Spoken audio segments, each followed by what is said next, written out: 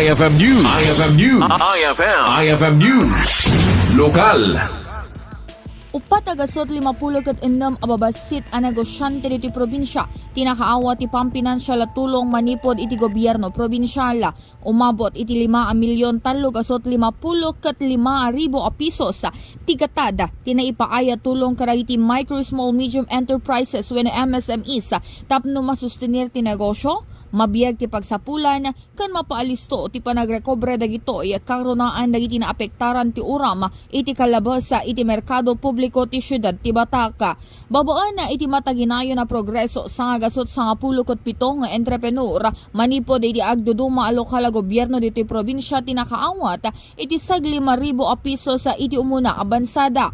Kabayatan na, babaan na iti programa ti kadwam amang paduras na mapulog may sa residente ang apektaran iti pasukin public market fire tinaipayan na ti saga 20,000 pesos.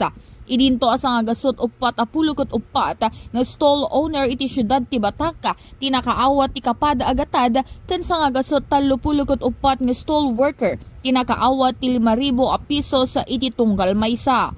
Mainaig iti rayto inaibunong pa iti fire extinguisher karag iti masekna na tap na alibtaka no in kaso nga day ti uram iti nasa walugara. Mangnamnama iti provincial government of Ilocos Norte ang mausar dayto iya para iti negosyo ken makatulong iti panagduras sa ti pagbiyagan dagiti kakailyana. Para iti IFM News, Idol Bernadette Toledo, Tatak, IFM. IFM News. IFM News. IFM News. Lokal.